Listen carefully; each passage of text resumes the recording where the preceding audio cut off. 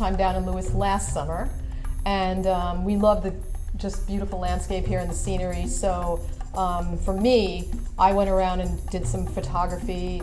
I wanted to have pieces that were of the area in addition to some of my other pieces. So I just found a lot of inspiration here. Same thing, when we came, the first time we came down, we started looking around and sort of getting the feeling of the area. And so it's not totally everything that I did is from this area, right. But I was inspired by beach scenes. I haven't done too many beach scenes, or being inspired by the ocean and people in bathing suits, and that definitely inspired me. But I think for your pieces too, we chose, we looked at some of your pieces in the studio, and we chose pieces that we felt that would be, right for this space, and in addition to like this and right. the beach scene. Based on what I do with bottles and still life work, and what Dan does with bartenders and waiters, they really pair nicely and easily, just as it is. But you did some things, and then I said, well, I think I can play off of that. And then I had done some coffee, the French rose and the dark, short and sweet. I had done some coffee pieces, and then you did the baristas, and so we very much sort of worked off of each other. Fortunately, we were both representationalists, so, and we gravitate towards a lot of the same subject matter, even sort of the color palette. There's one that Kristin did, Crystal Blue Persuasion, and you did Blue Moon from Agreed. Yeah.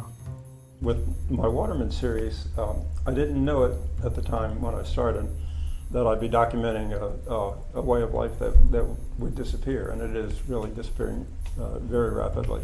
But that is one of the things that I hope that they reflect on, that they take away from this work. I don't mean it to be a nostalgic trip down memory lane, but it is very much something that is a part of Maryland history and culture, and it's going away. Mine really is like a memoir journey through Provence and Paris and Brittany. To see how different the surroundings are, how different the light is. Because I think so often, as painters, we'll have the same palette and we'll use it the same way. But every light in every area at different times of day is unique, and it's different. And I hope that I express that in my paintings. Well, while we're working on paintings, we put our paintings around the house, and unframed, and sketches. We'll even just take a sketch to a wall and talk about them, and just think about them and revisit. And as you're looking at my method is I study my painting, and sometimes there'll be something that I realize I need to do or left out. Harry's an amazing draftsman, so he has inspired me over the years about drawing in perspective, and his work is so solid and beautiful and atmospheric. So I've learned a lot from his drawing aspect, because I was more of, sort of influenced by light and air, and sort of, especially when I was young, would dive into my work probably more quickly than it should have. I mean, I think that just being around each other all the time, we're always talking about, what we're going to do next, or concepting, what would make a good series, right. Or and we're always sort of checking each other's things. Yeah, she'll ask me a few times during the day, can you come in and take a look at this and tell me what you think? And then he'll come in and he'll say, so are you done? And I'll say, I think I might be done. And he's like, yeah, I think you're done. I think you should sign it. And then he takes like a couple steps, and he's like, I don't know. I think if it were me, I might like do one big hit of white, like right here, or this side, like you could work on the edges, soften the edges. There are two things about Jeannie's approach that have influenced me greatly. She's a fabulous colorist. She has an amazing natural color sense, which I am in total awe of, and she can draw with a brush on the fly as she's painting, and very quickly, very loosely, and yet at the same time capture the absolute essence of what she's looking at. And that's also an amazing ability. We definitely affect each other, Yeah. and work off of each other.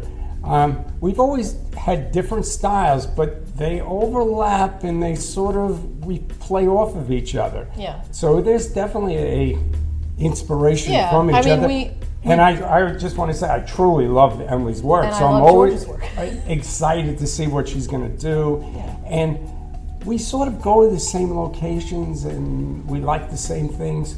So not only are we together when we're seeing whatever inspires us, we also love other artists we have similar taste in Yeah. the people we like art that besides we each like, other. yes. You know.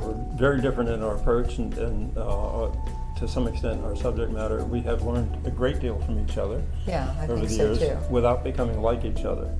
which Yeah, I our think personalities are different, and we're different our work people. is as well. And I think that's one of our strengths. I hope people can see that that we are individuals. I mean, we each have an individual style, even though a lot of times when we get this other places too, like when people see this, they go, "Oh my God, they look exactly alike," but they're not. You know, you have to look, and you have to look at the other work so that you can differentiate between us. But we do share a lot of the similar, passion for the subjects.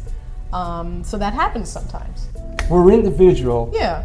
but we can't help because we live together and work together. Yeah. We can't help but affect each other's work. Yeah. And if you see that strain in there, it's probably a nice little dance between our artwork together. I could not do what I do if I was married to anyone else. I don't think a non-creative can understand this frustration or this visceral nature of what you do, that you know in your mind's eye, you can see in your mind's eye what you want to capture, and for one reason or another, maybe it's just not happening that day. I don't know that a non-creative can understand the process and the frustration. We love what we do, and We're happy we do it together. We're happy. Really happy that this is something that we share together.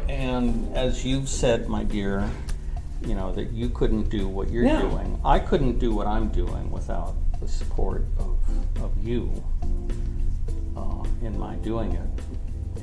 Someone else would say, Can "Go you go out get and a get real a real job."